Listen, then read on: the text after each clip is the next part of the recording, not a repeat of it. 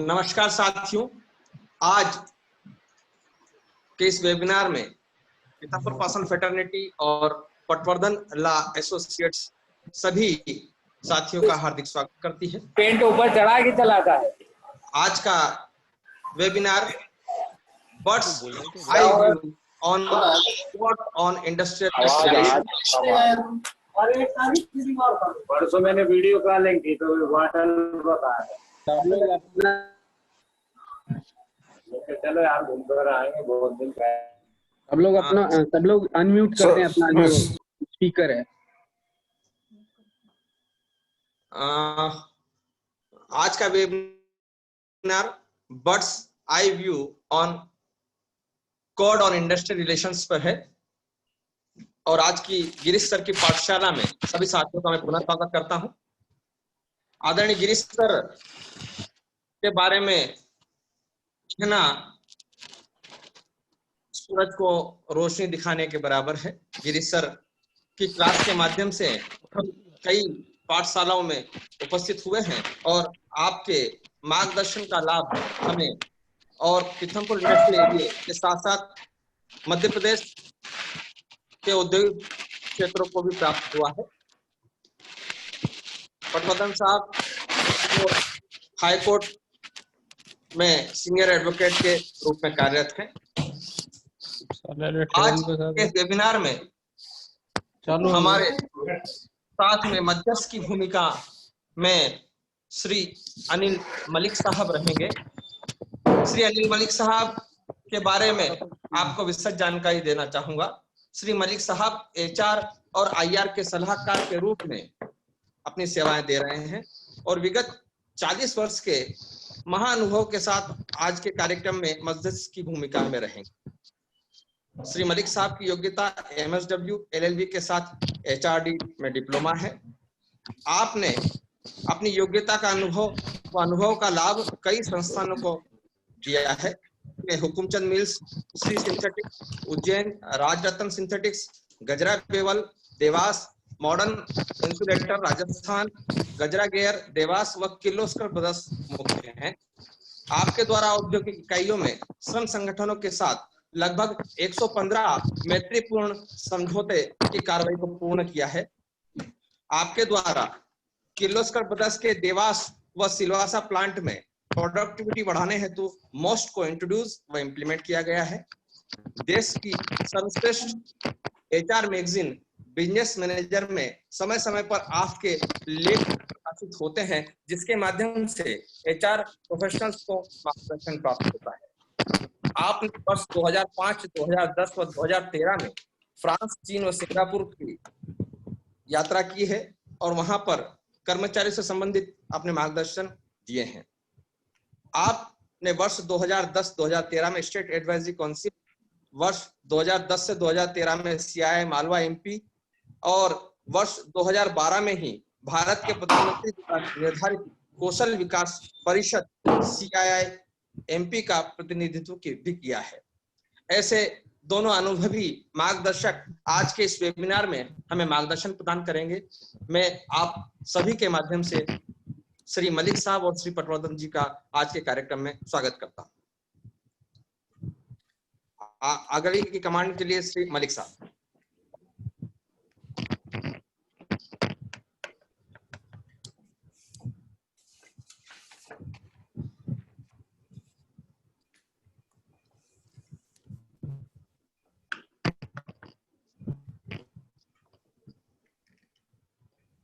Hello Patwardhan साहब जी, yes please. एक बार मलिक साहब भी आ जाएं। मलिक साहब आ गए सर? आ गए। या चलिए, सभी मित्रों को मेरा नमस्कार। आज हम ये एक जो नया कानून आया है इसके बारे में बातचीत करेंगे।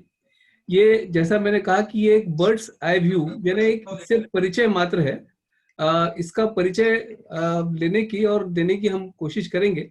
इसके बारे में अभी बहुत से प्रावधान ऐसे हैं जिस पर गहन सोच अध्ययन की जरूरत है, और जब वो होगा तब इसके बाद एक फुल फ्लेज प्रोग्राम हम करेंगे, जो प्रोग्राम नेचुरली फिजिकल प्रेजेंस वाला रहेगा, वो वर्चुअल नहीं रहेगा।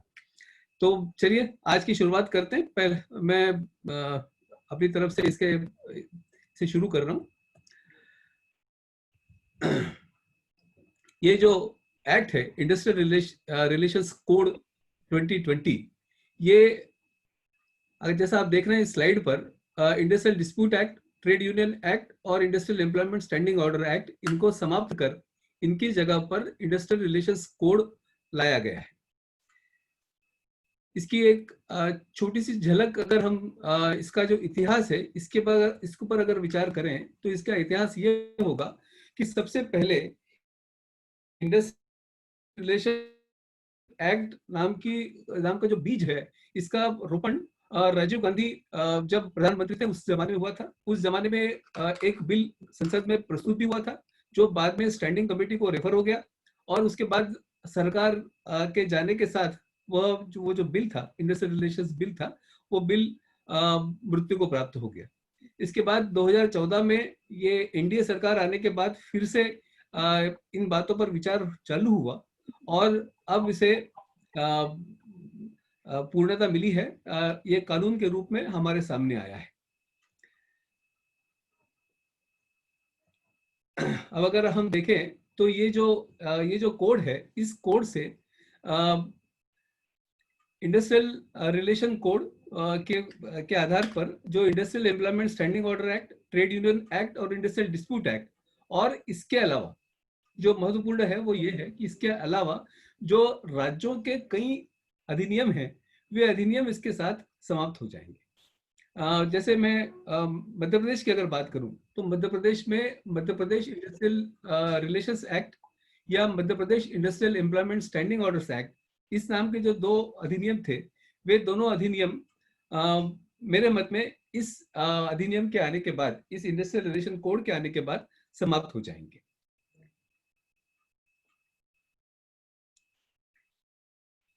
ऐसा कहा जा रहा है कि इस अधिनियम के लाने से industrial peace, industrial harmony, employer employee relationship, इन तीनों की बढ़ोतरी होगी। ये जो एक्ट, जो कोड बनाया गया, इस कोड के बनाने के लिए परिभाषाओं में सुधार किया गया है। जो एडजुडिकेटरी अथॉरिटी यानी जो न्यायालय हैं, इन न्यायालयों के बारे में कुछ बदलाव किए गए हैं, परिवर्तन किए गए हैं, और जो वसूली की कार्रवाई है इसके संबंध में कुछ परिवर्तन किए गए हैं। अब हम इन तीनों के ऊपर विचार करेंगे, तीनों की बात करेंगे। ये जो कोड है, ये कोड इन तीनों की जगह पर इसका मिलाकर एक अमलगमेट करके ये जो बनाया गया है, इसलिए मैंने इसको बताया कि इंडस्ट्रियल रिलेशन कोड जो है वो इन तीनों का मिलकर बनाया गया एक सुझाव है। अब हम बात करें जो परिभाषाओं में जो विशेष परिवर्तन हुआ है उनकी, तो परिभाषा में सबसे पहला जो मुख्य परिवर्तन हुआ है वो है उद्योग की परिभाषा में। जो इंडस्ट्री की डेफिनेशन है, वो इंडस्ट्री की डेफिनेशन चेंज हुई है। इंडस्ट्रियल डिस्प्यूट जो है, पहले एक रिस्ट्रिक्टिव मीनिंग हुआ करता था इसके लिए। रिस्ट्रिक्टिव मीनिंग इस हिसाब से होता था कि जो कलेक्टिव डिस्प्यूट्स थे, सिर्फ उन्हीं को डिस्प्यूट माना जाता था, और जो इंडिविजुअल डिस्प्यूट हुआ करते थे वो सिर्फ सेवा समाप्ति के संबंध में जो डिस्प्यूट हैं, उन्हीं को इंडस्ट्रियल डिस्प्यूट माना जाता था, जो अब चेंज हो गया है। जहां तक फिक्स टर्म एम्प्लॉयमेंट की हम अगर बात करें तो फिक्स टर्म एम्प्लॉयमेंट एक ये मध्य प्रदेश के लोगों के लिए नई बात नहीं है, लेकिन अगर हम बाहर की बात, अन्य राज्यों की बात करें तो भारत शासन के द्वारा पहली बार फिक्स टर्म एम्प्लॉयमेंट को industrial employment standing orders act में शामिल किया गया था, और अब उसे इसका भाग बना दिया गया है, इस कोड का भाग बना दिया गया है। Retrenchment, worker wages, strike and lockout, ये मुख्य अंतर है, मुख्य परिभाषाएं हैं जिनमें कुछ परिवर्तन किए गए हैं। हम एक सरसरी तौर पर इन पर नजर डालेंगे। जैसे इंडस्ट्री की जो डेफिनेशन है, इस डेफिनेशन में अगर आप देखें तो industry means any systematic activity carried on by cooperation between an employer and workman. ये जो शब्दावली है, ये शब्दावली वो शब्दावली है जो सुप्रीम कोर्ट की संविधान पीठ के द्वारा बेंगलोर वाटर सप्लाई मुकदमे में इस्तेमाल की गई थी, और जो परिभाषा उस जजमेंट में डाली गई थी, उस जजमेंट के आधार पर उस जजमेंट को ही इसमें समाहित किया गया है। जो अन्य गतिविधि जो इसमें बाहर किया गया है, अगर आप वो जजमेंट पढ़ेंगे तो उस जजमेंट के सबसे आखिरी में ये कौन सी टेस्ट हैं जो लागू होंगी, ये उस पर लिखा गया है, और उन टेस्ट के आधार पर ये कहा जा सकता है कि उसी को शासन द्वारा एज इट इज जस्ट के तस लागू कर दिया गया है। तो अब इसमें मुख्यतः जो 3 बातें बाहर हुई हैं, वो एनजीओज जो हैं, वो एनजीओज इसमें से बाहर हो गए हैं, और एनजीओज के अलावा जो धार्मिक या पारमार्थिक संस्थाएं हैं, यानी अभी तक ये हुआ करता था कि हम हमेशा जो मंदिर हैं या ट्रस्ट हैं, इनको भी ये भी कवर हो जाया करते थे, ये कवर नहीं होंगे, और ये इंडस्ट्री की डेफिनेशन से बाहर हो जाएंगे। अब अगर हम अगली डेफिनेशन पर जाएं जो इंडस्ट्रियल डिस्प्यूट की है, तो इसमें इन्होंने दोनों को शामिल किया गया है, इंडिविजुअल डिस्प्यूट और कलेक्टिव डिस्प्यूट, ये दोनों इसमें शामिल हो गए। फिक्स टर्म एम्प्लॉयमेंट, ये जैसा मैंने आपको पहले कहा कि ये मध्य प्रदेश के लिए नई बात नहीं है, लेकिन बाकी अन्य राज्यों के लिए नई बात है। वहां पर ये प्रावधान पूर्व में नहीं थे। अब ये प्रावधान, अगर आप डेफिनेशन देखें रिटेंचमेंट की, जो वर्तमान में औद्योगिक विवाद अधिनियम में है, धारा 2(2)(o)(b) का जो एक्सेप्शन है, उस एक्सेप्शन में ये कहा गया था कि फिक्स टर्म एम्प्लॉयमेंट के अवसान के बाद अगर उसको फिर से नियुक्त नहीं किया जाता, तो ऐसी स्थिति में वो जो नवीनीकरण न करने की गतिविधि है, वो छटनी नहीं मानी जाएगी। अब वही प्रावधान पूर्णतः फिक्स टर्म एम्प्लॉयमेंट के रूप में, डेफिनेशन के रूप में इसमें लागू कर दिया गया है।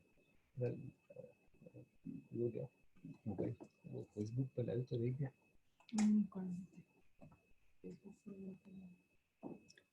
स्लाइड में देखिए, स्टैंड लेना। अब हम अगली डेफिनेशन पर जाते हैं, रिट्रेंचमेंट।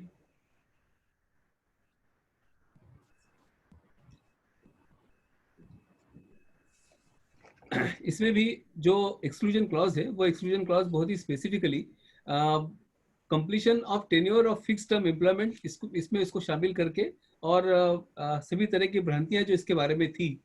एक बड़ी हमेशा एक आर्गुमेंट आता था कि किसी व्यक्ति ने 240 दिन पूरे कर लिए हैं, इसलिए वो रिट्रेंचमेंट है, तो वो अब हमेशा के लिए वो जो समस्या है वो हमेशा के लिए समाप्त होगी।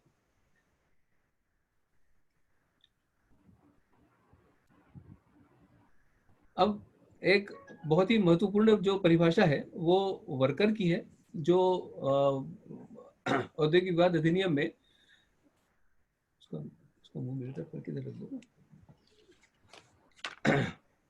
औद्योगिक विवाद अधिनियम में जो वर्किंग जर्नलिस्ट, सेल प्रमोशन, ये लोग, ये जो कर्मकारों का वर्ग था, ये इस परिभाषा के बाहर था। अब ये इसके अंदर शामिल कर लिए गए हैं, और इनके लिए अब अलग से कानून की आवश्यकता नहीं पड़ेगी।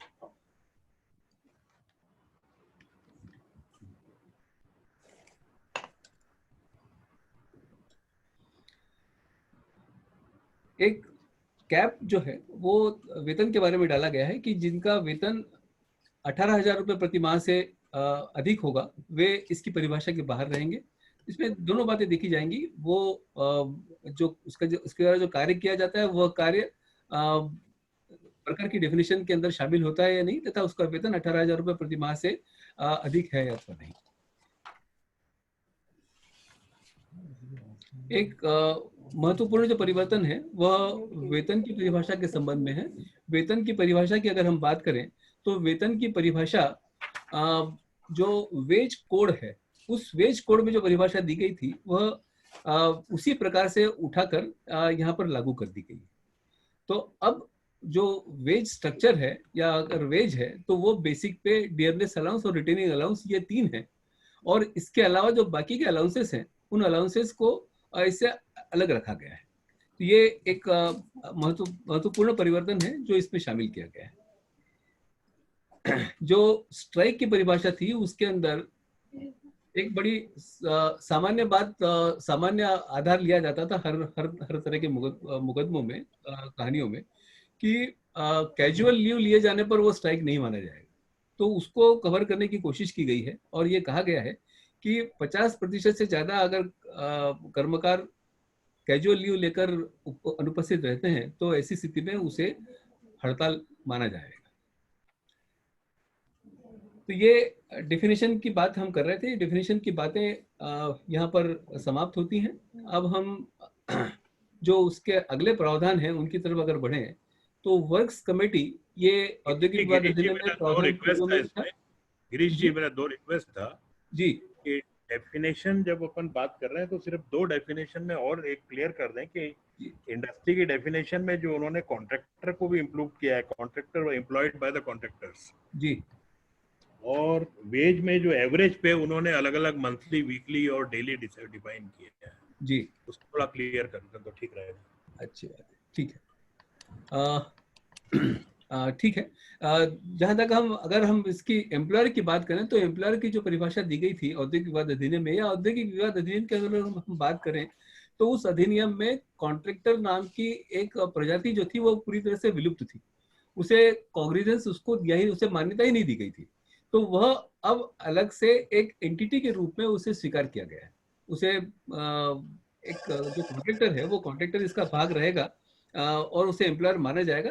ये एक रिकॉग्निशन जो है वो रिकॉग्निशन इसमें मिला है। मलिक साहब, दूसरी आप कौन सी डेफिनेशन की बात कर रहे थे? एवरेज पे, एवरेज पे ओके, वेजेस में जो डाला है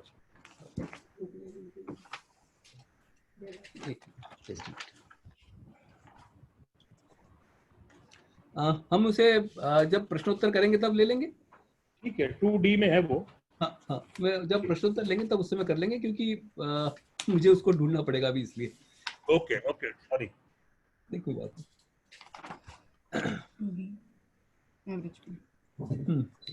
ठीक है जी, है मेरे सामने है ये जो परिभाषा है। ये परिभाषा औद्योगिक विवाद अधिनियम की परिभाषा से अलग नहीं है। औद्योगिक विवाद अधिनियम में 2 RR नाम का जो एक की परिभाषा थी उसमें एवरेज पे को डिफाइन किया गया था। वही परिभाषा ऑलमोस्ट उसी प्रकार से इसमें ली गई।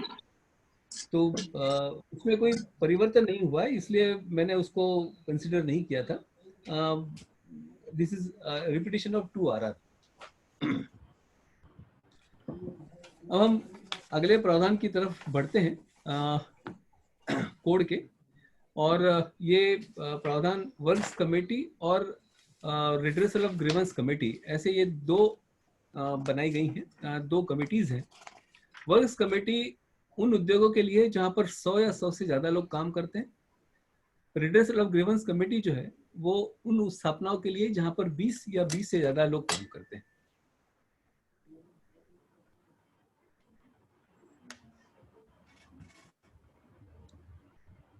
जहां तक वर्क्स कमेटी का सवाल है, वर्क्स कमेटी में जो ये रहेंगी पार्टिसिपेशन होगा वो एम्प्लॉयर एम्प्लॉय दोनों का एक ही समान रहेगा। दोनों के नंबर जो हैं वो एक जैसे होंगे। और जो ग्रीवेंस कमेटी है इसकी अगर हम बात करें तो ये उन उद्योगों के लिए जहां पर 20 या 20 से ज्यादा हो, इसमें भी जो इक्वल नंबर, दोनों के समान नंबर रहेंगे जो समान रूप से इसके अंदर ग्रीवेंस कमेटी के मेंबर होंगे। ग्रीवेंस रिड्रेसल कमेटी का जो चेयरपर्सन है वो अल्टरनेट ईयर में एक बार एम्प्लॉयर की तरफ से और एक बार वर्कमैन की तरफ से इस प्रकार से रहेगा।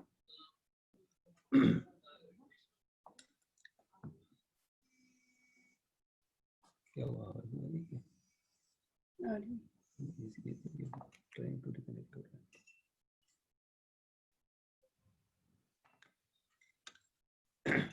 इसमें जो अधिकतम नंबर है ग्रीवेंस रिड्रेसल कमेटी में वो रहेगा 10।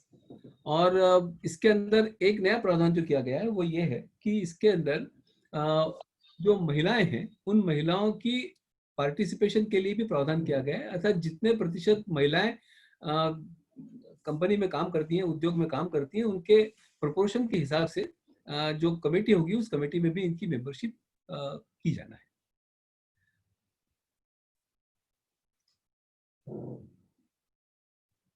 अब ये इसमें एक जो एक इम्पोर्टेंट जो फैक्टर है, जो एक महत्वपूर्ण बात आई है वो ये आई है कि इसे एक रिकॉग्निशन जो है वो दिया गया है।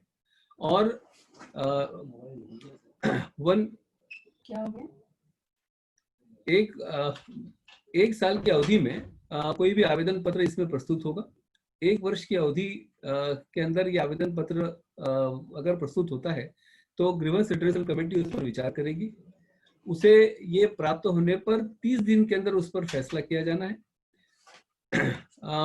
ये जो फैसला है इसके अंदर वर्कर्स जो हैं इनकी तरफ से जो लोग बैठ रहे हैं उन लोगों में से आधे से ज्यादा लोग अगर उस डिसीजन से सहमत हैं तो वो डिसीजन लागू माना जाएगा, अन्यथा वो लागू नहीं माना जाएगा। जिस व्यक्ति को इस जीआरसी के आदेश से जो ग्रीवेंस रिड्रेसल कमेटी है इसके फैसले से अगर कोई तकलीफ है, आपत्ति है, तो वह 60 दिन में इसके विरुद्ध कार्रवाई कंसिलेशन ऑफिसर जो समाधान अधिकारी है जिले का उसके सामने जाकर कर सकेगा। और अगर वह वहां से भी उस पर कोई कार्रवाई नहीं होती तो ऐसी स्थिति में 2 वर्ष की अवधि में ऐसा विवाद प्रस्तुत किया जा सकेगा ट्रिब्यूनल के समक्ष। ये एक अभी तक जो प्रावधान नहीं था, डायरेक्ट कोर्ट में जो केस जाते थे वे सेवा समाप्ति के संबंध में जाते थे। अब एक बड़ा महत्वपूर्ण जो परिवर्तन आया है वह परिवर्तन ये है कि अगर किसी व्यक्ति को मैनेजमेंट के किसी भी डिसीजन से कोई दिक्कत है तो ऐसी स्थिति में वह उस परिवर्तन को चुनौती देने का अधिकार कर्मकारों को प्राप्त हो गया। अब हम इसके अगले चैप्टर की तरफ बढ़ते हैं जो ट्रेड यूनियन से संबंधित है। चूंकि ट्रेड यूनियन के बारे में कोई विशेष परिस्थिति में परिवर्तन नहीं हुआ है इसलिए मैंने उस पर ज़्यादा उसे डील नहीं किया है। जो उसका रजिस्ट्रेशन है, जो रजिस्ट्रेशन के संबंध में जो प्रावधान थे वे उसी प्रकार रहेंगे। जो कारखाने में काम करने वाले श्रमिकों की संख्या है उसका 10% या 100 इसमें से जो भी कम हो वो मिनिमम स्ट्रेंथ रहेगी किसी भी ट्रेड यूनियन के बनने के लिए। अब हम पढ़ते हैं एक बेहद टेनेशियस इशू, बेहद महत्वपूर्ण और इसकी वजह से सबसे ज्यादा दिक्कत होने वाली है उस बात की तरफ। ये है सेक्शन 14 जिसके द्वारा रिकॉग्निशन की बात की गई है। रिकॉग्निशन में ये कहा गया है कि यदि कारखाने में एक यूनियन है तो ऐसी स्थिति में उस यूनियन को सोल निगोशिएटिंग यूनियन का कैरेक्टर मिल जाएगा। इसकी अवधि 3 वर्ष से लेकर 5 वर्ष के बीच की होगी। यदि कारखाने में एक से ज्यादा यूनियन है तो ऐसी स्थिति में जिस यूनियन के पास 51% से अधिक मेंबरशिप है तो उस यूनियन को सोल बार्गेनिंग एजेंट माना जाएगा। अगर मेरे मित्रों को धारा 13 और 14 मध्य प्रदेश औद्योगिक संबंध अधिनियम की अगर याद हो तो ये लगभग उसी तरह के प्रावधान हैं। और मैं निवेदन करूंगा, किसी ने उसको अनम्यूट कर दिया, प्लीज म्यूट कर लें अपने आप को, मुझे डिस्टर्बेंस हो रहा है।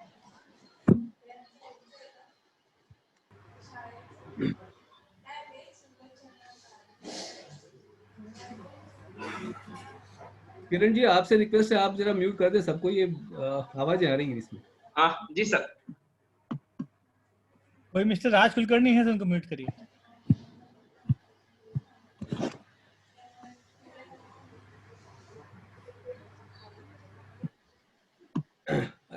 एक स्थिति ऐसी भी उत्पन्न हो सकती है जिसको ध्यान में लिया गया है और वो स्थिति ये है कि अगर किसी भी यूनियन के पास 51% की मेंबरशिप ना हो तो ऐसी स्थिति में क्या होगा। तो उसका प्रावधान ये किया गया कि ऐसी यूनियन देखी जाएंगी जिनके पास 20% से अधिक मेंबरशिप हो और ऐसी यूनियन जिनके पास 20% से अधिक की मेंबरशिप है, उन यूनियंस के साथ मिलकर साथ मिलाकर एक निगोसिएशन काउंसिल बनाई जाएगी। और ऐसी जो निगोसिएशन काउंसिल है, उस काउंसिल के साथ जो सेटलमेंट होगा या ऐसी निगोशिएटिंग यूनियन के साथ जो सेटलमेंट होगा, वह सेटलमेंट सभी पर बंधनकारी रहेगा। जो MPIR एक्ट का जो कंसेप्ट था रिकॉग्निशन ऑफ यूनियन का, वो कंसेप्ट इसमें लाया गया है और उसे अमल में भी लाया गया है, लागू किया गया है। साथ में एक बात ये भी डाली गई है कि अगर कोई व्यक्ति, अगर कोई श्रमिक आपकी यूनियन का मेंबर नहीं है, तो ऐसी स्थिति में वह इस आधार पर कि वह यूनियन का मेंबर नहीं है, इसलिए उसे किसी प्रकार की जो स्वत्व है, जो अधिकार है, उनसे उसको वंचित नहीं किया जा सकेगा। वे अधिकार उसे प्राप्त होते रहेंगे। तो ये एक बेहद महत्वपूर्ण फैसला है, महत्वपूर्ण प्रावधान है, जिसके फार रीचिंग कॉन्सिक्वेंसेस होना तय है। अभी तक औद्योगिक विवाद अधिनियम में ये प्रावधान था कि जितनी यूनियंस हैं, हर यूनियन कंसिलेशन के लिए अपना विवाद प्रस्तुत कर सकती थी। उस यूनियन का विवाद कंसिलेशन में लिया जाता था। अगर कोई सेटलमेंट न हो तो उसे औद्योगिक न्यायाधिकरण को भेजा भी जाता था। लेकिन अब ये प्रावधान नहीं हो पाएंगे। पीने का पानी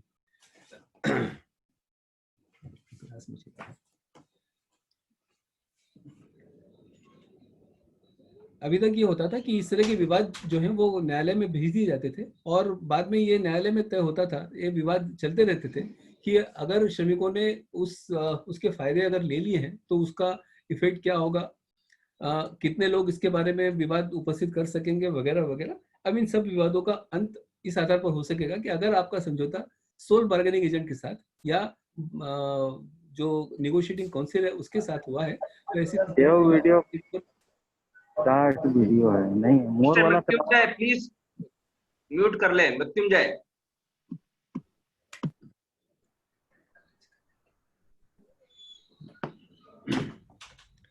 ये इस तरह के जो विवाद है इनकी समाप्ति हो जाएगी। मोर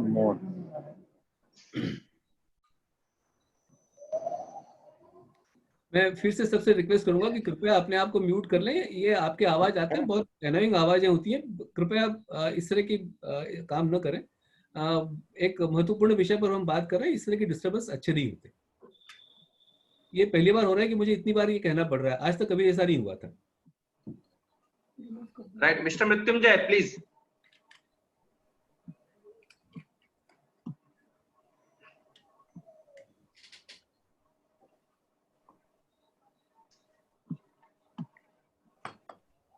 अब हम एक अगले प्रावधान पर बढ़ते हैं।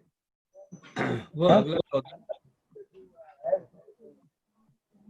स्टैंडिंग ऑर्डर्स से संबंधित है।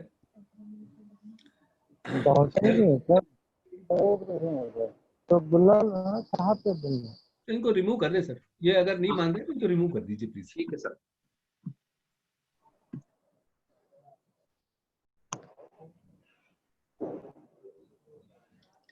जो सबसे महत्वपूर्ण प्रावधान जो अमेंडमेंट में लाया गया है, वो अमेंडमेंट ये है कि स्टैंडिंग ऑर्डर्स सिर्फ उस उद्योग पर लागू होंगे जहां पर 300 या अधिक श्रमिक कार्यरत।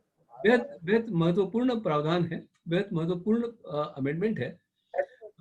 मध्य प्रदेश की अगर हम बात करें तो मध्य प्रदेश में 20 या 20 से ज्यादा काम करने वाले उद्योगों पर ये लागू होता था।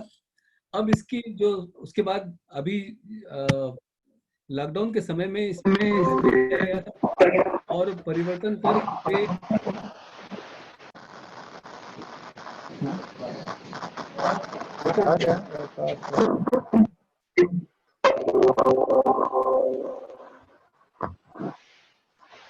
या कहीं प्लीज।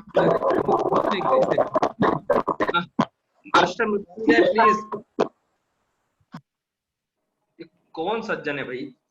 हो गया, ठीक है सर।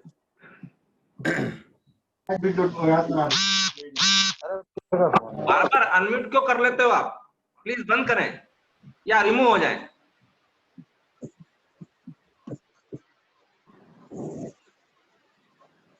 हम बात कर रहे थे कि ये जो अधिनियम है, स्टैंडिंग ऑर्डर्स है, ये लागू होंगे उन उद्योगों पर जो 300 या 300 से अधिक श्रमिक कार्य करते हैं। जब ये अधिनियम लागू होंगे तब इसके रूल्स में मॉडल स्टैंडिंग ऑर्डर्स बनाए जाएंगे, और वो जो मॉडल स्टैंडिंग ऑर्डर्स होंगे उनके आधार पर हर उद्योग के लिए ये आवश्यक है, अनिवार्य है, कृपया नोट करें, हर उद्योग के लिए ये अनिवार्य है जिसमें 300 या 300 से ज्यादा लोग काम करते हैं कि वे अपने ड्राफ्ट स्टैंडिंग ऑर्डर बनाकर उपयुक्त शासन के समक्ष प्रस्तुत करें। अगर 6 महीने में ये ड्राफ्ट स्टैंडिंग ऑर्डर बनाकर प्रस्तुत नहीं किए गए तो इसके कॉन्सिक्वेंसेस काफी महंगे पड़ सकते हैं, ये कृपया ध्यान में रखें। और इसलिए ये जो परिवर्तन है, ये जो अमेंडमेंट है, ये इस पर बेहद गौर करने की जरूरत है। जहां तक वे उद्योग जिसमें 300 से कम लोग काम करते हैं, उनके लिए ये जो स्टैंडिंग ऑर्डर्स के प्रावधान है ये लागू नहीं है। उनके लिए जो जगह बनाई गई है वो ये बनाई गई है कि ये एक्ट, ये कोड लागू होने के पूर्व जो स्टैंडिंग ऑर्डर उन पर लगते थे, उन स्टैंडिंग ऑर्डर्स उन पर लागू माने जाएंगे। अब इसमें जो एक बड़ी विचित्र स्थिति जो उत्पन्न हो रही है, वो विचित्र स्थिति ये है कि अगर कोई नियोक्ता ये चाहे कि वह उन सेवा शर्तों में, उन स्टैंडिंग ऑर्डर्स में कुछ परिवर्तन करना चाहता है, तो वो परिवर्तन करने की स्थिति में वो नहीं रहेगा। वो परिवर्तन, क्योंकि उसके लिए कोई मैकेनिज्म ही उपलब्ध नहीं है।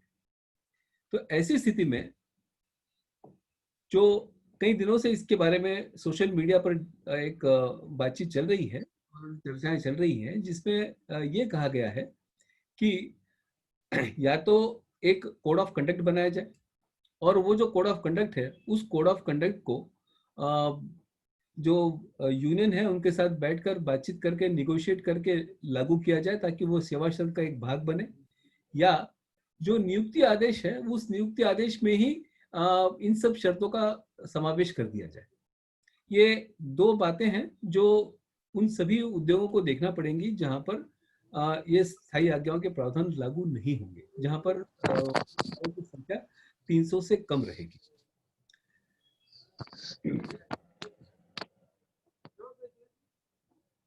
एक सर्टिफिकेशन के लिए प्रोसीजर दिया गया है।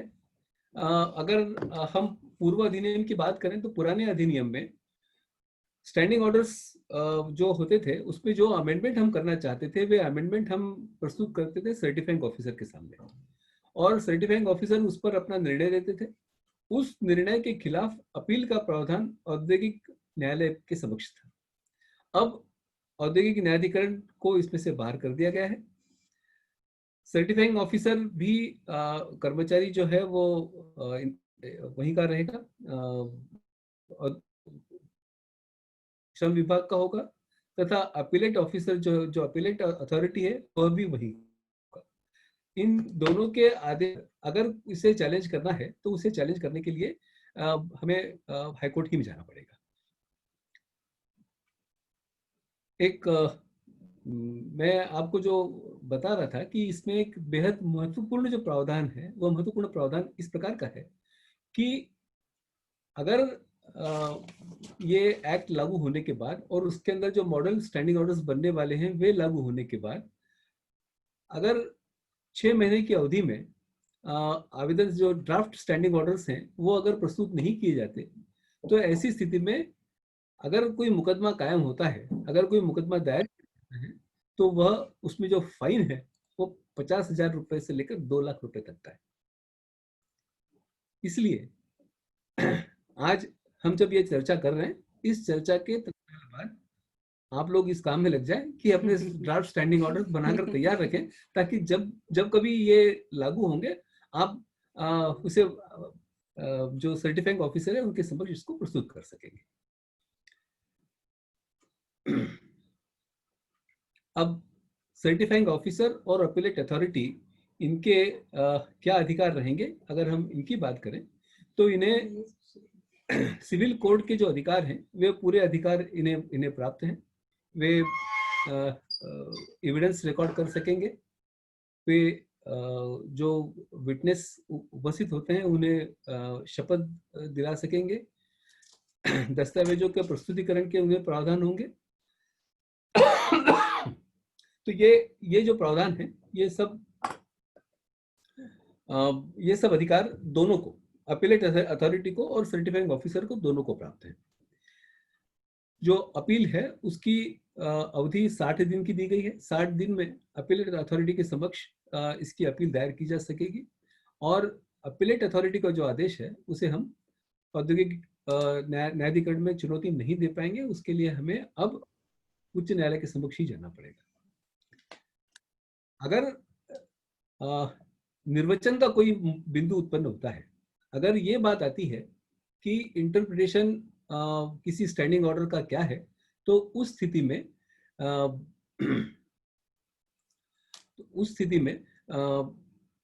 उसका जो निर्णय है वह ट्रिब्यूनल कर सकेगा, लेकिन ट्रिब्यूनल अपीलेट अथॉरिटी के आदेश अपील की सुनवाई नहीं कर सकेगा। एक बेहद महत्वपूर्ण प्रावधान कहा गया है वह जो हम आरोप पत्र देकर किसी व्यक्ति को निलंबित करते हैं इसके बारे में। 90 दिन की अवधि में निलंबन करने से 90 दिन की अवधि में इंक्वायरी पूर्ण की जाना है। यदि 90 दिन की अवधि में ये पूर्ण नहीं होती तो ऐसी स्थिति में 90 दिन तक की अवधि के लिए, 90 डेज की अवधि के लिए 50% वेतन की पात्रता कर्मकार को रहेगी। यदि जांच में जो विलंब हो रहा है वह विलंब उस कर्मकार की वजह से नहीं है तो ऐसी स्थिति में उसे 90 दिन के बाद 75% वेतन की पात्रता रहेगी।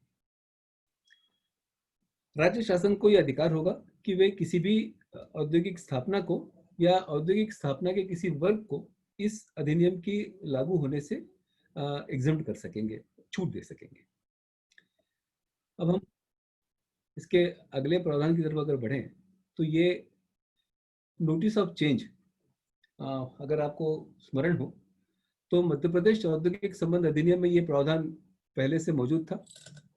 ये प्रावधान औद्योगिक विवाद अधिनियम में भी धारा 9A के रूप में पहले से प्रस्तुत था। इन दोनों में ये प्रावधान जो थे वे उसे इसमें रिटेन किया गया है और इसमें इसको डाला गया है। तो कोई विशेष परिवर्तन नहीं है, इसलिए मैं इस पर कोई ज्यादा ध्यान नहीं दे रहा हूँ। जो एक छोटा सा अमेंडमेंट है जो इसमें इम्पोर्टेंट है और जो इसमें डाला गया था वो ये है कि पेंडेमिक की स्थिति में या शासन के द्वारा कोई इस तरह का आदेश जारी किया जाता है, उस स्थिति में उसके पालन के लिए कंपनी को किसी नोटिस ऑफ चेंज की आवश्यकता नहीं रहेगी। मैं एक छोटा सा आपको उदाहरण देकर इससे हम आगे बढ़ते हैं कि जैसे भी लॉकडाउन हुआ था तो उस लॉकडाउन की स्थिति में यह आदेश जो था वो राज्य शासन का या केंद्र शासन का आदेश था, तो उसे लागू करने के लिए किसी प्रकार की नोटिस ऑफ चेंज की आवश्यकता नहीं रहेगी। ये इसका मंतव्य है और इसके आधार पर राज्य शासन के आदेश के परिपालन में ऐसी कार्रवाई की जा सकेगी। अब फिर हम उसके अगले प्रावधान की तरफ अगर आते हैं तो ये voluntary reference of dispute to arbitration है। ये धारा 10A औद्योगिक विवाद अधिनियम में जो थी वो ऐसी की जैसी थी वैसी ही इसमें ली गई है, इसलिए मैंने इस पर कोई टिप्पणी नहीं है। हम इससे आगे बढ़ते हैं। 10A का रिपीटिशन है ये। अब जो इसका सबसे महत्वपूर्ण एक बेहद महत्वपूर्ण जो प्रावधान है, हम इसकी तरफ बढ़ते हैं। मैं समझता हूँ कि जिस दिन ये अधिनियम लागू होगा, वो अधिनियम लागू होने के बाद और ये प्रावधान लागू होने के बाद इसके बारे में जो एक बहुत बड़ा आंदोलन भी खड़ा हो सकता है, क्योंकि इसमें प्रावधान ये किया गया है कि श्रम न्यायालयों में औद्योगिक विवाद अधिनियम के अंतर्गत जितने मुकदमे लंबित हैं वे सभी मुकदमे वहां से ट्रांसफर कर औद्योगिक न्यायाधिकरण को भेज दिए जाएंगे, को ट्रांसफर हो जाएंगे। एक अत्यंत दूरगामी परिणाम वाला ये प्रावधान है और इसके निश्चित तौर पर दूरगामी परिणाम होने वाले हैं। देखा जाए अब इसमें आगे कैसा होता है। ये जो ट्रिब्यूनल है, इस ट्रिब्यूनल की भी स्थापना के बारे में प्रावधान ये किया गया है कि इसमें अब 2 सदस्य रहेंगे। एक सदस्य जो है वो न्यायिक सदस्य माने जाएंगे और दूसरे सदस्य जो हैं वे प्रशासनिक सदस्य माने जाएंगे, जुडिशियल मेंबर और एडमिनिस्ट्रेटिव मेंबर। अगर आपको मालूम हो तो पहले जो स्टेट एडमिनिस्ट्रेटिव ट्रिब्यूनल था उसमें इसी तरह से 2 मेंबर हुआ करते थे, एक जुडिशियल और एक एडमिनिस्ट्रेटिव। सेंट्रल एडमिनिस्ट्रेटिव ट्रिब्यूनल जो आज अभी वर्तमान में कार्य कर रहा है उसके अंदर भी इसी तरह के प्रावधान है, जिसमें एक मेंबर जो है वो जुडिशियल होता है, एक मेंबर एडमिनिस्ट्रेटिव होता है। अब एक सवाल ये उठेगा कि इनके लिए अनिवार्य अर्हता, इनकी योग्यता क्या होगी, जो लोग नियुक्त होंगे उनकी योग्यता क्या होगी। तो जुडिशियल मेंबर के लिए जो योग्यता रखी गई है वह योग्यता यह है कि जो उच्च न्यायालय का न्यायाधीश रहा हो या न्यायाधीश बनने की उसमें योग्यता, यानी योग्यता उसमें होती है जो 10 वर्ष तक व्यक्ति ने एज एडवोकेट काम किया है तो उसे वह योग्यता प्राप्त होगी, ऐसा प्रावधान है हमारे संविधान में। तो उसी के अनुसार ऐसा व्यक्ति जो है वो न्यायिक सदस्य के रूप में नियुक्त किया जा सकेगा। जहां तक प्रशासनिक मेंबर की बात है, एडमिनिस्ट्रेटिव मेंबर की बात है, उसके लिए एक मिनिमम रिक्वायरमेंट रखी गई है कि जॉइंट सेक्रेटरी के पद के ऊपर जिसने पद निर्धारित किया हो, जॉइंट सेक्रेटरी या उसके ऊपर का पद निर्धारित किया हो, वही व्यक्ति एडमिनिस्ट्रेटिव मेंबर के रूप में नियुक्त किया जा सकेगा।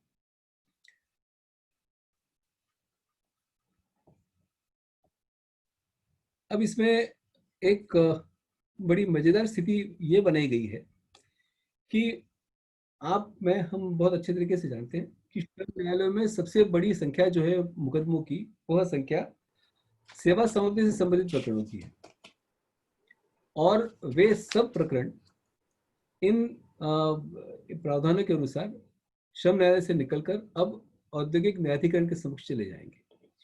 इनका निराकरण करने के लिए 2 सदस्यीय जो मेंबर हैं उन दोनों को उसके बारे में विचार करके उन्हें आदेश देना है। तो ऐसी स्थिति में जो काम करने का जो काम है और औद्योगिक न्यायाधिकरण के समक्ष वो कितना बढ़ जाएगा, इसका हम सहज ही विचार कर सकते हैं। तो डिस्चार्ज या डिसमिसल से संबंधित विवाद ये 2 सदस्यीय जो इंडस्ट्रियल ट्रिब्यूनल है वो सुनवाई करेगा। स्ट्राइक और लॉकआउट की सुनवाई भी करने का अधिकार इन्हीं 2 को होगा। रिट्रेंचमेंट और क्लोजर की लीगलिटी के बारे में भी जो जजमेंट है वे 2 सदस्य दे सकते हैं। ट्रेड यूनियन के संबंधी जो विवाद है उसका भी निराकरण करने का अधिकार सिर्फ 2 सदस्यीय जजों को ही होगा इंडस्ट्रियल ट्रिब्यूनल के। और स्टैंडिंग ऑर्डर के इंटरप्रिटेशन के संबंध में जो विवाद है, इनका विवाद भी 2 सदस्यीय जो ट्रिब्यूनल है वही करेगी। बाकी के जो विवाद हैं वे उनका निराकरण जो 1 सदस्यीय पीठ है वो कर सकेगी। एक अत्यंत महत्वपूर्ण जो अमेंडमेंट है वह अमेंडमेंट इंडस्ट्रियल ट्रिब्यूनल को अधिकार देने के संबंध में है। वो ये है कि अभी तक इंटरिम रिलीफ के संबंध में औद्योगिक न्यायाधिकरण को कोई अधिकार नहीं था, जब तक कि जो रेफरेंस किया गया वह रेफरेंस ही में इस तरह की शर्त शामिल न हो, इंटरिम रिलीफ के संबंध में शर्त शामिल न हो। तो अब ये जो अधिकार है ये स्वयमेव औद्योगिक न्यायाधिकरण को प्राप्त हो गया कि वे किसी भी उपयुक्त प्रकरण में अंतरिम सहायता किसी श्रमिक को दे सकेंगे। एक एम्प्लॉयर की दृष्टि से अगर हम देखें तो एक महत्वपूर्ण प्रावधान ये लाया गया है कि कोई भी विवाद, कोई भी इंडस्ट्रियल डिस्प्यूट कंसीलिएशन में उसके कॉज ऑफ एक्शन से 2 साल के बाद नहीं लिया जाएगा।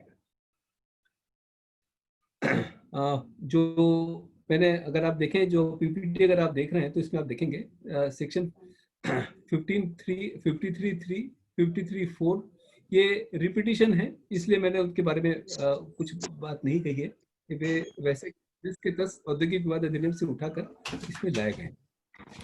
एक जो बेहद महत्वपूर्ण अमेंडमेंट है जो इसमें आया है वो अमेंडमेंट ये है कि राज्य शासन के रेफरेंस करने संबंधी जो अधिकार हैं वे अब लगभग समाप्त हो गए।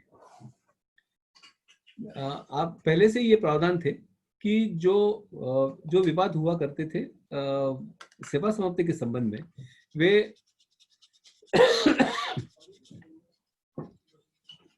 कंसिलेशन में प्रकरण देने के उपरांत 45 दिन के अंदर अगर उस पर कोई समझौता नहीं होता तो ऐसी स्थिति में न्यायालय में लाए जा सकते थे। वही प्रावधान इसमें रिटेन किया गया है और इसके आगे प्रावधान ये कर दिया गया है कि दूसरे जो विवाद है जो सेवा समाप्ति से संबंधित नहीं है, जिन लोगों ने धारा 2A औद्योगिक विवाद अधिनियम की देखी हो, उनके लिए ये सब बातें बड़े आराम से समझने लायक होंगी कि 2A में सिर्फ सेवा समाप्ति के विवादों को कवर किया गया था। अब इसमें सभी प्रकार के विवाद कवर कर लिए गए और अगर वो कंसिलेशन फेल होता है तो उससे 90 दिन की अवधि में इसके संबंध में कार्यवाही ट्रिब्यूनल के समक्ष की जा सकेगी। तो जो धारा 12(5) थी औद्योगिक विवाद अधिनियम की, जिसमें राज्य शासन को यह अधिकार था रेफरेंस करने का, उसे हटा लिया गया।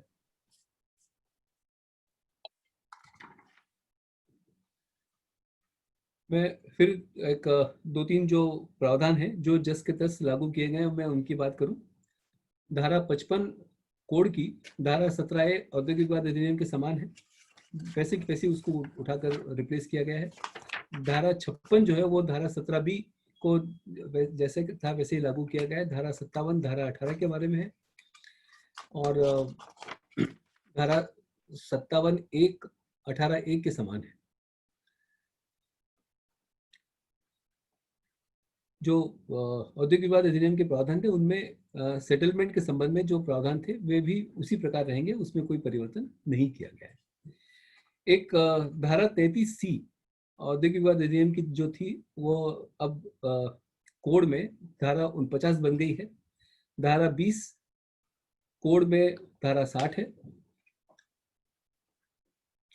और धारा 22 और 23 जो स्ट्राइक और लॉकआउट के संबंध में है वे धारा 23 में है, धारा 62 में है। एक बड़ा महत्वपूर्ण जो परिवर्तन लाया गया है वो महत्वपूर्ण परिवर्तन ये है कि जो लोकोपयोगी सेवाएं, यानी जो एमपीबी या नगर निगम जल प्रदाय योजनाएं, इस तरह की जो सेवाएं थी, सेवाओं के बारे में पहले स्पेसिफिक प्रावधान थे 22-23 में, वे अब हटा दिए गए हैं और सभी किसी भी उद्योग के लिए स्ट्राइक के लिए नोटिस देना अनिवार्य कर दिया गया है और वो 60 दिन का नोटिस जो है वो अनिवार्य कर दिया गया है। जो औद्योगिक विवाद अधिनियम की धारा 24 थी, उसमें जनरल प्रोविजंस थे स्ट्राइक एंड लॉकआउट के बारे में, वो अब धारा 63 के रूप में सामने है। धारा 64 कोड की औद्योगिक विवाद अधिनियम की धारा 25 के समान हो गई। जहां तक अध्याय 5A और 5B जो छटनी, ले ऑफ और क्लोजर के संबंध में थे, वे उन प्रावधानों में कोई परिवर्तन नहीं है, सिवाय इस बात के कि जो न्यूनतम संख्या पहले 100 हुआ करती थी चैप्टर 5B के लागू होने के लिए, उसे अब बढ़ाकर 300 कर दिया गया है। जहां तक मध्य प्रदेश का सवाल है, मध्य प्रदेश में ये प्रावधान पूर्व से विद्यमान था, यहाँ पर 300 के लिए ही चैप्टर 5B लागू था। यूपी में भी चैप्टर 5B लागू होने के लिए 300 की ही रिक्वायरमेंट थी। तो इन जगहों पर कोई इसमें परिवर्तन नहीं हुआ है। ये अब जो प्रावधान है ये इन 2 राज्यों के लिए वही रहेंगे जो पूर्व में थे।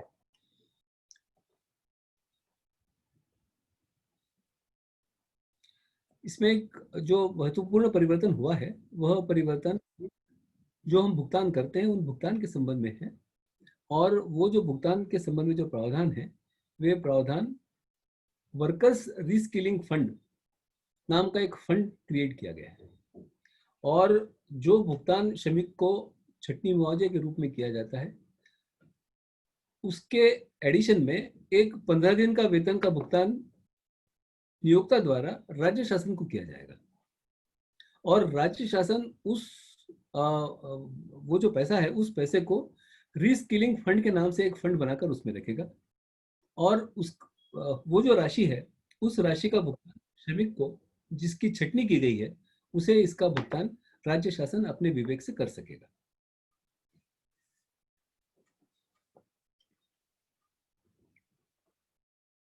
अगर हम चैप्टर 5C जो अनफेयर लेबर प्रैक्टिसेस के संबंध में है उसकी बात करें या 25T जो एक दंडिक प्रावधान है औद्योगिक विवाद अधिनियम का उसकी बात करें तो वे दोनों कोड में धारा 84 के रूप में हमारे सामने है और जो सेकंड शेड्यूल है कोड का वो अब औद्योगिक विवाद अधिनियम का चौथा जो शेड्यूल है वो बन गया है के स्थान लेगा।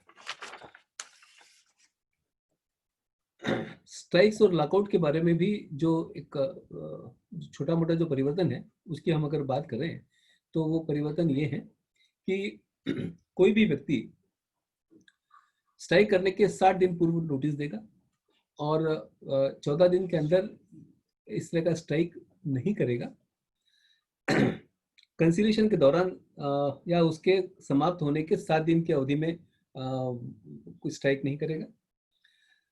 औद्योगिक न्यायाधिकरण के समक्ष प्रस्तुत प्रकरण चल रहा है तो उस अवधि में या उसके निर्णित होने के 60 दिन तक वो हड़ताल नहीं कर सकेगा। तो ये ऑलमोस्ट वही प्रावधान है जो पूर्व में थे, उसमें कोई विशेष परिवर्तन नहीं हुआ है। जैसा मैंने आपको ऊपर बताया कि एक पब्लिक यूटिलिटी सर्विस वाला जो प्रावधान था वो इससे बाहर हो गया, उसमें नहीं रहा है। अब इसके बाद एक ऐसा लगा था कि जब इतनी बड़ी कसरत हो रही है, इतना बड़ा एक्सरसाइज हो रही है, तो जो क्रीज हैं इंडस्ट्रियल डिस्प्यूट एक्ट की उनको आयरन आउट करने की कोशिश की जाएगी, लेकिन दुर्भाग्य से ऐसा कोई कदम नहीं उठाया गया। धारा 33 जो औद्योगिक विवादों का सबसे बड़ा कारण रही है उसे एज इट इज इस कोड में भी कायम रखा गया है।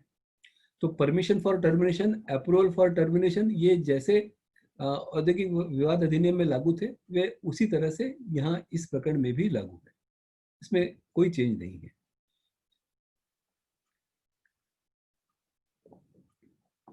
सिर्फ उनका जो क्रमांक है वे क्रमांक बदल गए, वो मैंने मेरी पीपीटी में लिखे हैं, वे उसी प्रकार हैं।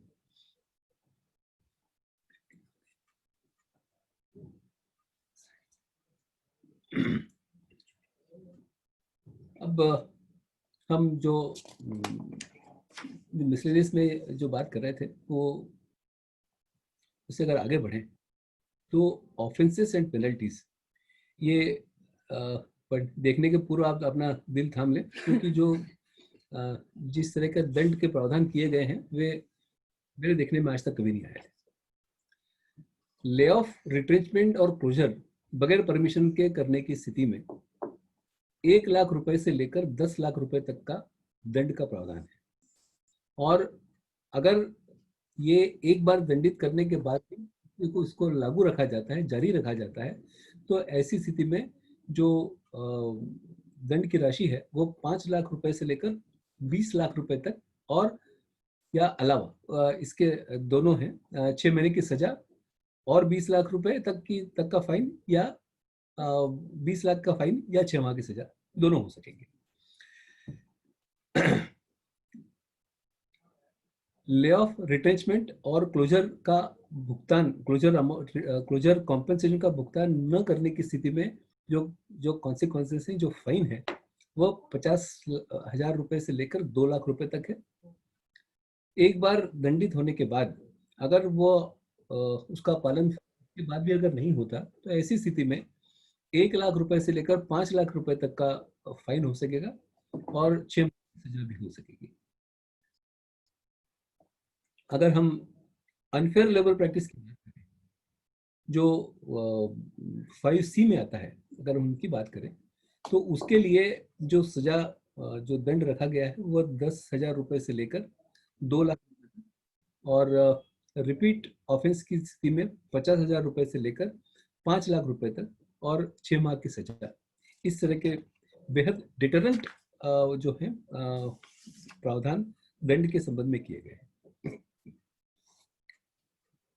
लॉकआउट की स्थिति में वही 50,000 से 1 लाख और रिपीट ऑफेंस की स्थिति में, ऑफेंस की स्थिति में 5 लाख रुपए से 20 लाख रुपए तक या 6 माह की सजा, ये इस तरह के फाइन है। किसी सेटलमेंट का पालन न करने की स्थिति में पुनः 20,000 से 2 लाख रुपए और 6 माह की सजा तक के प्रावधान किए गए हैं। और कंटिन्यूइंग ऑफेंस, यानी जब तक आप उस सेटलमेंट का पालन नहीं कर लेते तब तक 1,000 रुपए प्रतिदिन की दर से उस पर फाइन हो सकेगा। जैसा मैंने स्टैंडिंग ऑर्डर की हम जब बात कर रहे थे उस समय मैंने जो बताया था वो यहाँ पर मैं फिर रिपीट कर रहा हूँ कि अगर स्टैंडिंग ऑर्डर देने से में कोई चूक होती है या बगैर अनुमति के हमारे द्वारा स्टैंडिंग ऑर्डर में कोई परिवर्तन किया जाता है तो ऐसी स्थिति में 50,000 से 2 लाख रुपए तक का फाइन हो सकेगा। और उसके बाद अगर ये फिर से कंटिन्यूड रहता है, ये इस तरह का कोई अगर वायलेशन है, उल्लंघन है, ये उसके बाद जारी रहता है, तो ऐसी स्थिति में 2,000 रुपए प्रतिदिन की दर से ये फाइन हो सकेगा। ये एक हमारी तरफ से एक बर्ड्स आई व्यू जो मैंने बताया गया था वो इस तरीके से था। मेरी तरफ से एक मैंने कोशिश की है कि जितनी इसमें जो प्रावधान थे उनको मैं समाहित करूं और आप तक पहुंचाऊं। इस पर मुझे ऐसा लगता है कि ये थोड़ा सा जल्दबाजी में लाया गया एक अधिनियम है। जल्दबाजी इस तरह से है कि जो औद्योगिक विवाद के जो प्रावधान थे उन प्रावधानों को एज इट इज लागू करने का तो कोई औचित्य नहीं हो सकता था। मैं कुछ उदाहरण देना चाहूंगा आपसे। जैसा एक सबसे बड़ा उदाहरण इसका है, एक औद्योगिक विवाद अधिनियम में धारा होती थी, धारा 36(4). तो वो 36(4) में ये प्रावधान था कि यूनियन अगर अपनी तरफ से किसी वकील को नियुक्त नहीं करती तो ऐसी स्थिति में नियोक्ता को भी अपनी तरफ से वकील नियुक्त करने का अधिकार नहीं है। केंद्र शासन ने जब ये प्रावधान बनाया उस समय इस बात को पूरी तरह से भुला दिया कि सुप्रीम कोर्ट अभी इस तथ्य पर विचार कर रहा है, इस विवाद पर विचार कर रहा है कि क्या इस तरह का कोई प्रावधान किया जा सकता है, पर्टिकुलरली उस स्थिति में जब एडवोकेट एक्ट की धारा 30 में ये प्रावधान है कि अधिवक्ता को हर किसी भी न्यायाधिकरण के समक्ष उपस्थित होकर वकालत करने का अधिकार है। तो ऐसी स्थिति में ये जो अधिकार है, इस अधिकार को छीनने वाला प्रावधान 2020 में अगर हम कोई इनैक्टमेंट बनाते हैं उसके अंदर किसी को ये कहें कि वो अपनी तरफ से अपने बचाव के लिए अधिवक्ता नियुक्त नहीं कर सकेगा, बहुत ही दुर्भाग्यपूर्ण है मेरे हिसाब से। और इसी तरह के जो प्रावधान थे, अगर हम धारा 33 की बात करें, जो धारा 33 में जो प्रावधान थे परमिशन के संबंध में, मैं आप लोगों का ध्यान आकर्षित करना चाहता हूँ, मध्य प्रदेश औद्योगिक संबंध अधिनियम में इस तरह का प्रावधान उपलब्ध नहीं है। बॉम्बे इंडस्ट्रियल रिलेशंस एक्ट में इस तरह का प्रावधान उपलब्ध नहीं है जिसके अंदर परमिशन की कोई बात आती है। तो अगर वे कानून बड़े अच्छे तरीके से अगर लागू हो सकते थे, काम कर सकते थे, तो ऐसी स्थिति में औद्योगिक संबंध अधिनियम में उन्हें लागू कर किए जाने का कोई कारण नहीं हो सकता था, लेकिन उन बातों पर विचार ही नहीं किया गया। ये किस तरीके से इंडस्ट्री के हित में है, वर्कर्स के हित में है। मैं बहुत अच्छे तरीके से इस बात से वाकिफ हूँ कि मस्ती करने वाले, दंगा करने वाले जो श्रमिकों की संख्या होती है वो मुश्किल से 5% होती है, और उन 5% श्रमिकों के लिए जो बाकी के 95% लोग हैं वे दंडित होते हैं। तो ये जो स्थितियाँ थी इनको छोड़ा जा सकता था, इन पर विचार किया जाना अत्यंत आवश्यक था। जो दुर्भाग्य की बात यह है कि जब ये बिल पेश हुआ संसद ने उस पर विचार ही नहीं किया, एक इंट्रोडक्टरी स्टेटमेंट हुआ और वो बिल पास हो गया।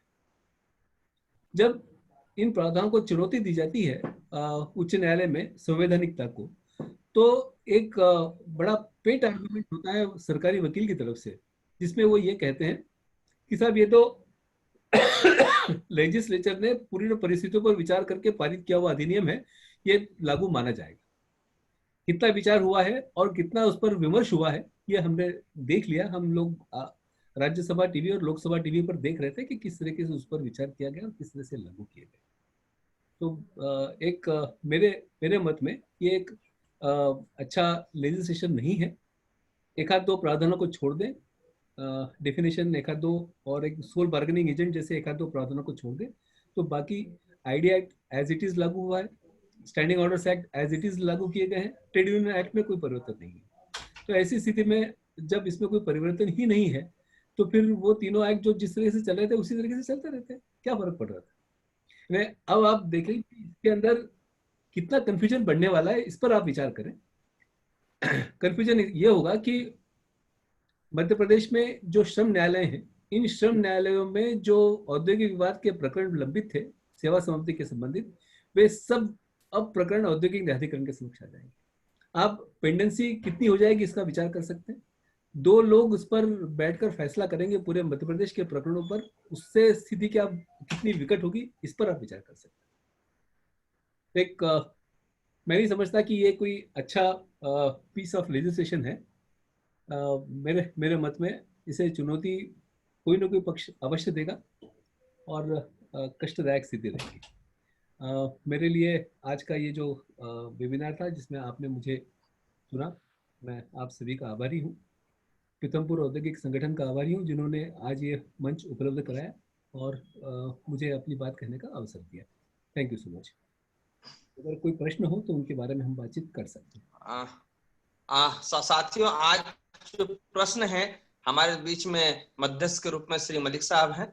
मलिक साहब प्रश्न पूछेंगे। यदि कोई साथी उनके प्रश्नों के बाद भी कोई प्रश्न या कोई जिज्ञासा होगी तो वह चैट बॉक्स में अपना मैसेज दे सकते हैं और वो चैट बॉक्स के माध्यम से मलिक साहब ही प्रश्न पूछेंगे। बाकी साथी कृपया प्रश्न न पूछें या म्यूट ही रखें, माइक ऑन न करें प्लीज। मलिक साहब जी, नमस्कार गिरीश जी। नमस्ते जी। मेरा जब आप स्टैंडिंग ऑर्डर पर बात कर रहे थे तब शोर शराबा ज्यादा हो रहा था जी, और मैं उम्मीद कर रहा था कि हमारे सदस्य लोग सब लोग उसको बड़ी शांति से सुनेंगे, क्योंकि मध्य प्रदेश में हम लोग स्टैंडिंग ऑर्डर एमपी का लागू करते हैं और उसको मानकर चल रहे हैं अभी तक जी। और जब हम इस लेवल पर नए सेंट्रल लेवल के स्टैंडिंग ऑर्डर पर बात करेंगे और जिसमें कि अब 300 से कम लोगों पर स्टैंडिंग ऑर्डर लागू नहीं रहेगा, तो उस समय मेरे कुछ छोटे छोटे सवाल हैं जी। कि अभी तक हम मध्य प्रदेश के स्टैंडिंग ऑर्डर के हिसाब से एक ट्रेनिंग स्कीम रजिस्टर्ड करा लिया करते थे और ट्रेनी रखा करते थे जो हर इंडस्ट्री में रहता है। अब जो 300 से कम इंडस्ट्री हैं वो अपने ट्रेनी किस तरह से रखेंगे, नंबर 1, और जो 300 से ऊपर की इंडस्ट्री हैं वो ट्रेनी किस तरह से रख पाएंगे, नंबर 2। सेकेंडली, जो वर्कर्स की डेफिनेशन है उस पे उन्होंने अप्रेंटिस को एक्सक्लूड किया है, लेकिन एसएसओ के अंदर ट्रेनी के बारे में कुछ नहीं बोला है। इन दोनों चीजों को बारे में आप कैसे देखते हैं? फिर मैं नेक्स्ट बात करता हूँ। जहाँ तक अप्रेंटिस का सवाल है, अप्रेंटिस को वर्कमैन की डेफिनेशन में वो नहीं रहेगा, इसके बारे में तो कोई विवाद मेरे ख्याल से होना भी नहीं चाहिए। मैं एसएसओ के ट्रेनिंग के बारे में बात कर रहा हूँ। हाँ, मैं अपन उस पर भी आते हैं। एसएसओ में जहाँ तक ट्रेनिंग की बात है, एक उसे भी अप्रेंटिस, लर्नर या ट्रेनी, ये 3 नाम दिए जाते हैं। तीनों में से किसी को नियुक्त करना हो तो वो जो स्टैंडिंग ऑर्डर, हम ड्राफ्ट स्टैंडिंग ऑर्डर देंगे 300 से ज्यादा की एम्प्लॉयमेंट के उद्योगों के लिए, वहां पर ये प्रावधान अपनी तरफ से डाला जा सकता है और लगभग सभी उद्योगों में ये प्रावधान पूर्व से मौजूद था। इस आधार पर उसे कोई कठिनाई नहीं होना चाहिए उसे उस प्रावधान को स्वीकार किए जाने में।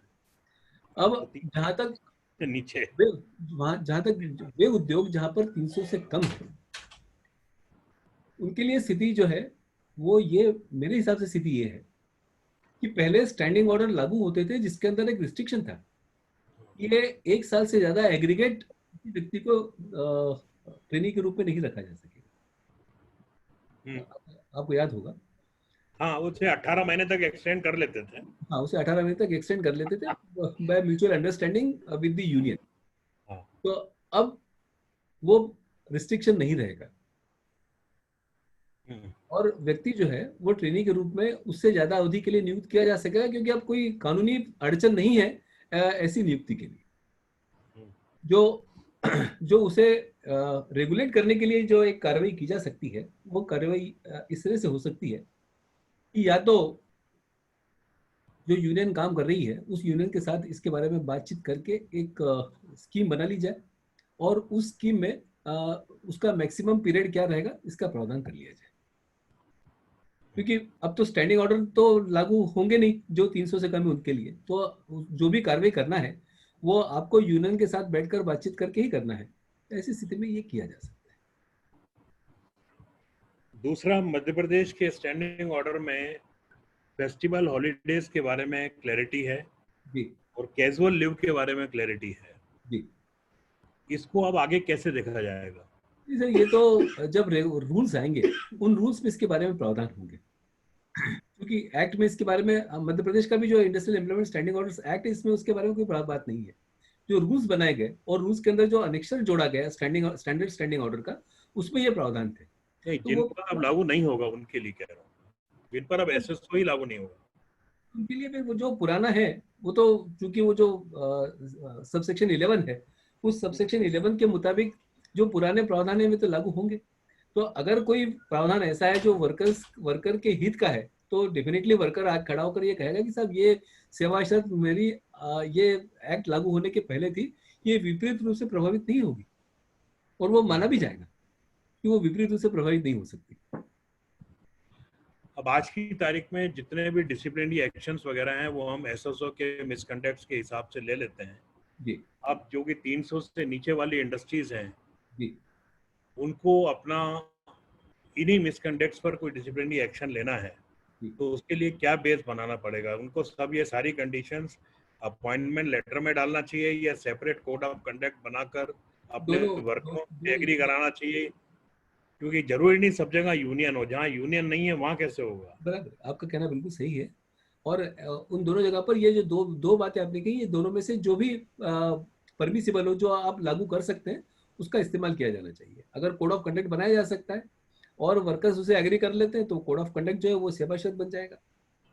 एक तरीका ये भी हो सकता है कि जो वेज सेटलमेंट होते हैं उसके अंदर एक कोड ऑफ कंडक्ट को अनेक्शर के रूप में जोड़ा जाए और उसके ऊपर एग्री किया और करवा लिया जाए। तीसरा, अपॉइंटमेंट लेटर में इन सब बातों को समाहित किया जाए और उस अपॉइंटमेंट लेटर पर उसके हस्ताक्षर करवाए जाए।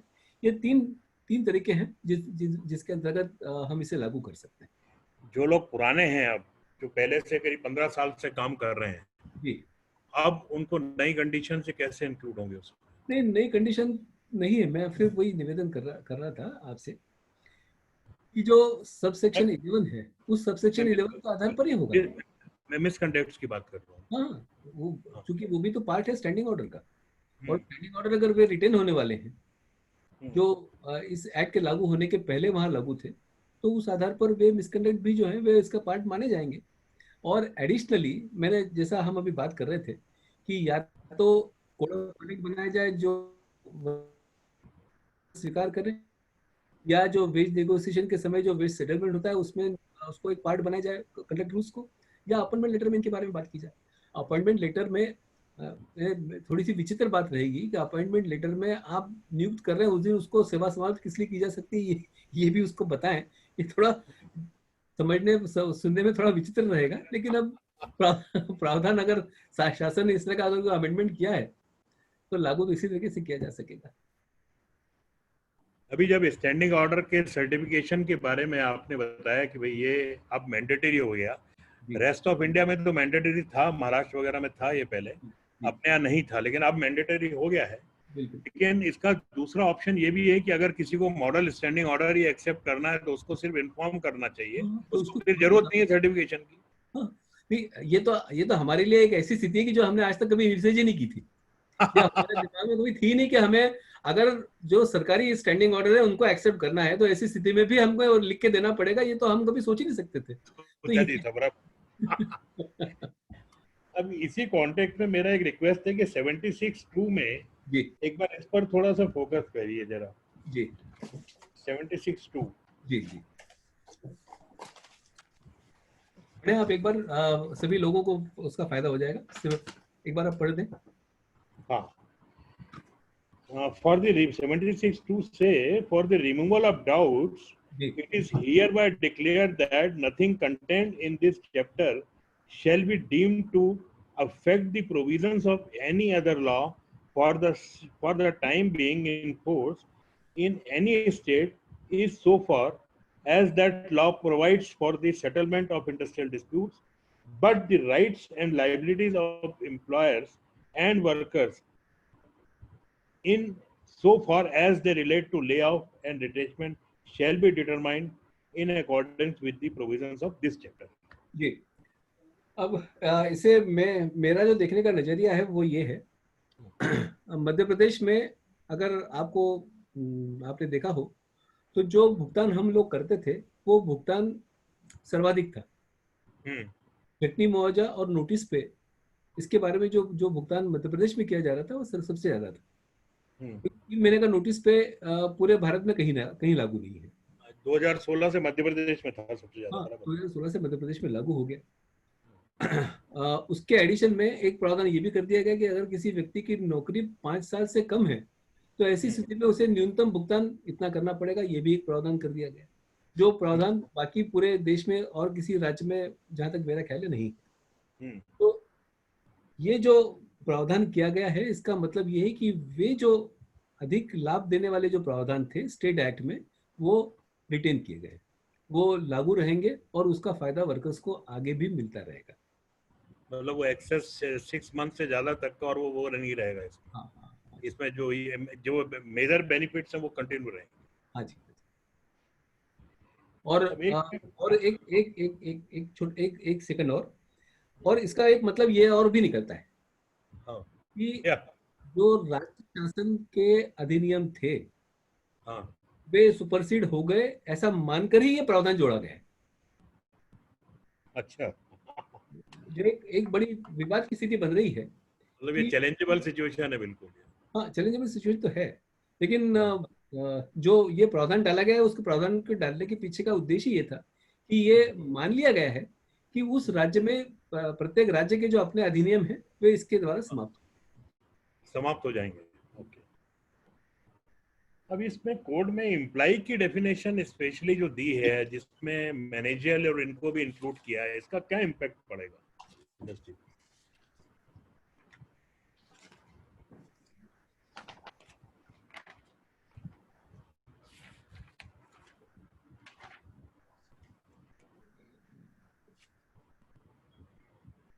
इसमें एम्प्लॉय में लिखा है employee means any person other than apprentice engaged under the apprentice act 1961 employed by an industrial establishment to do any skilled, semi-skilled or unskilled manual, operational, supervisory, managerial, administrative, technical or clerical work for hire. जी। अब मेरे को तो समझ में नहीं आया कि employ जो है वो अनस्किल्ड कैसे होगा, नंबर 1, समझे ना। अब उन्होंने लिखा है और उसमें मैनेजरियल को भी उन्होंने इंक्लूड किया है, सुपरवाइजर को भी किया है, ऑपरेशनल को भी किया है। तो ये जो डेफिनेशन है, ये डेफिनेशन एक मिक्सचर है। जैसा पूरा ये जो एक्ट है मिक्सचर है, ऐसी ये डेफिनेशन भी एक मिक्सचर है। जो वर्ड एम्प्लॉय है वो उठाया गया है एमपीआई एक्ट से जी, या बॉम्बे इंडस्ट्रियल रिलेशंस एक्ट से। हाँ, जो उसके अंदर जो वर्ड यूज किए गए हैं, to do any skilled, semi skilled, unskilled, manual, operational, supervisory, managerial, तो ये मैनेजरियल वाला जो वर्ड है इसको अगर छोड़ दें तो जो बाकी के वर्ड्स हैं मैनुअल, ऑपरेशनल, सुपरवाइजरी, ये सब आईडिया एक्ट से उठाए गए हैं। ये एमपीआईआर नहीं, ऑपरेशनल वर्ड जो है वो आईडिया एक्ट में है, वो मध्य प्रदेश इंडस्ट्रियल रिलेशंस एक्ट में नहीं है। Operational is only used in section 2S of industrial disputes act. तो ये मेरा कंसर्न अब मैनेजर और एडमिनिस्ट्रेटिव से है इसमें। हाँ, तो वो चूंकि उनका code is also applicable on them. नहीं, code is not applicable upon them. उनको शायद इंक्लूड करने के पीछे का उद्देश्य ये हो सकता है कि वो जो 18,000 की जो लिमिट रखी है वर्कर के लिए, वो डिफाइन करती है कि कौन व्यक्ति कोड के अंतर्गत कार्रवाई कर सकता है और कौन व्यक्ति नहीं कर सकता। इन इस कैटेगरी को अगर कोई डिस्प्यूट होगा तो ये कहाँ जाएंगे? Is it not the forum available in this court? अगर वो 18,000 से नीचे के हैं तो जा सकेंगे। जो क्वालिफाई करने वाली जो डेफिनेशन है वो वर्कर की है, जिसके अंदर उन्होंने वेज लिमिट, वेज सीलिंग डाल दी है। अब मैं आता हूँ अनफेयर लेबर प्रैक्टिस पे जो शेड्यूल 2 में दिया है। अभी तक अपने हम मध्य प्रदेश में अनफेयर लेबर प्रैक्टिस पर ज्यादा फोकस नहीं था जैसा महाराष्ट्र वगैरह में है, लेकिन अभी इस कोर्ट से लगता है कि they are thrust upon this issue also. इस पर थोड़ा सा प्रकाश डालेंगे आप, क्योंकि ये मेजर कंसर्न नहीं है। अनफेयर लेबर प्रैक्टिस जो है वो चैप्टर 5C ये बहुत पहले से एक्ट में है। जहाँ तक अगर मध्य प्रदेश औद्योगिक संबंध अधिनियम की बात करें तो उसके अंदर भी इसको इंक्लूड किया गया था। उसपे भी ये चैप्टर 5C, 5A, B और C तीनों धारा 110 के अनुसार लागू। जहाँ तक अनफेयर लेबर प्रैक्टिसेस में जो लिस्ट दी है उसका संबंध है, वो लिस्ट वही है जो आईडी एक्ट में थी, उसमें कोई चेंज नहीं है। ओके। तो एक सवाल पूछा है एक साथी ने कि recognition of union will be automatic और someone has to apply for it? Definitely someone has to apply for it. 51% अगर कोई कहता है कि मेरी मेंबरशिप 51% की है तो वो आवेदन पत्र देके उसके साथ प्रमाण देके ही प्रस्तुत करेगा ना, ऑटोमेटिक कैसे हो सकेगा? अभी तो मध्य प्रदेश के हाँ जी, आप पूरा बोलिए। अभी तो जो रूल्स आएंगे उन रूल्स में इसके एडजुडिकेशन के लिए, इस विवाद के एडजुडिकेशन के लिए अथॉरिटी कौन सी देगी ये तय होना है जी। ये विवाद ऐसा नहीं है कि जिसको मैनेजमेंट और यूनियन आपस में बैठ के तय कर सके। ये विवाद तो 100% इसके अंदर गवर्नमेंट मशीनरी की इन्वॉल्वमेंट रहेगी ही रहेगी। तो इस विवाद का निराकरण करने के लिए रूल्स बनाए जाएंगे और वो रूल्स जब लागू होंगे तब इसके बारे में हम समझ पाएंगे कि ये किस तरीके से किस प्रकार से ऐसे लागू किया जाएगा। Someone has to apply for the recognition also. जी। अब एक ने पूछा है फिक्स टर्म एम्प्लॉयमेंट का कुछ परसेंटेज हो सकता है क्या? आई डोंट थिंक इसका कुछ परसेंटेज क्लियर किया है उन्होंने। नहीं, कुछ नहीं दिया है, कहीं पर नहीं है। और मैक्सिमम टर्म ऐसा भी कुछ नहीं है, किसी ने ऐसा कुछ है नहीं क्लियर इसमें। Yes yes. Any other questions? Any other question? Vikrant Bajaj, आपका कुछ क्वेश्चन था कि आपका कुछ इंपॉर्टेंट क्वेश्चन है?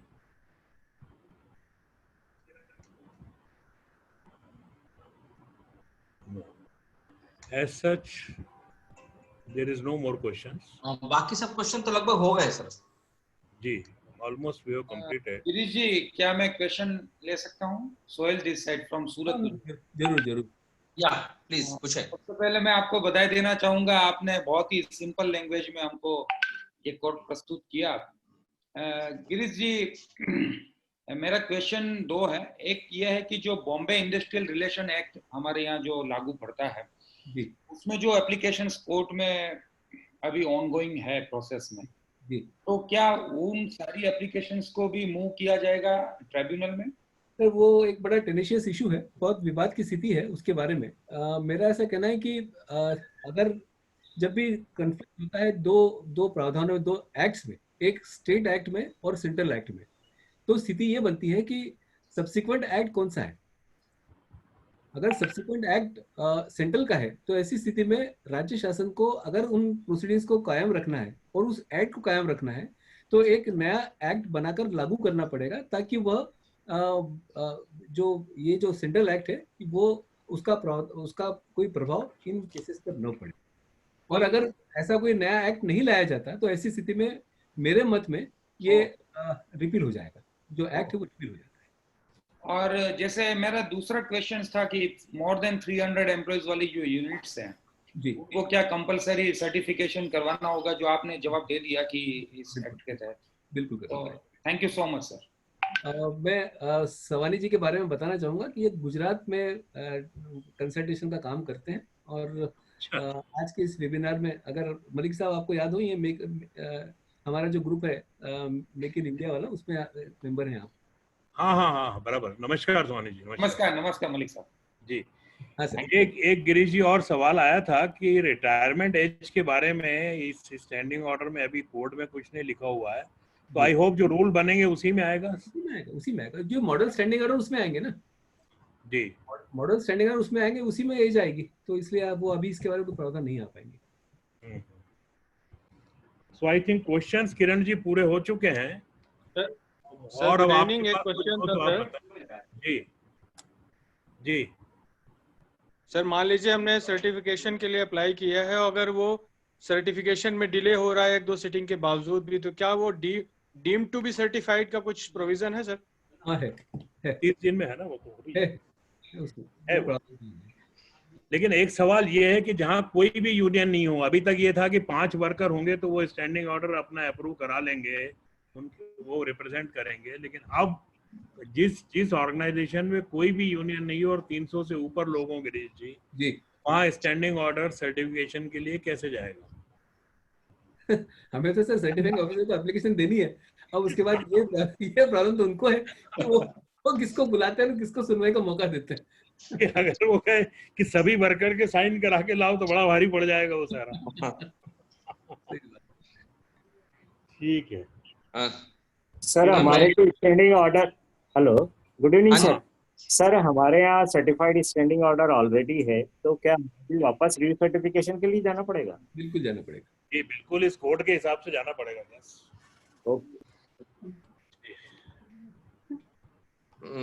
मेरे हिसाब से क्वेश्चंस लगभग सभी हो चुके हैं और आगे की कार्रवाई के लिए मैं पीतमपुर पर्सनल फ्रेटर्निटी के वाइस प्रेसिडेंट समीर जी से निवेदन करता हूं कि वे अब कमांड अपने पास लें।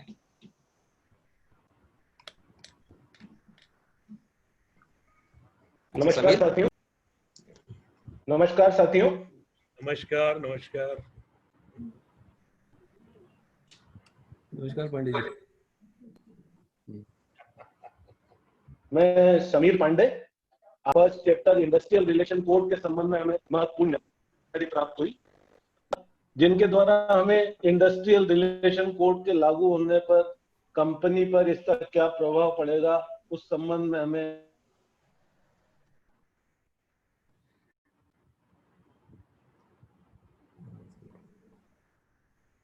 विस्तृत मार्गदर्शन प्राप्त हुआ, जिनके द्वारा गहराई से अध्ययन कर प्रश्न पूछे, जिसका सटीक जवाब पटवर्धन साहब द्वारा दिया गया। मैं धन्यवाद देना चाहता हूं सभी साथियों का जिन्होंने इस कार्यक्रम में भागीदारी की। साथ ही धन्यवाद देना पटवर्धन लॉ एसोसिएट का, जिनके द्वारा इस कार्यक्रम का आयोजन किया।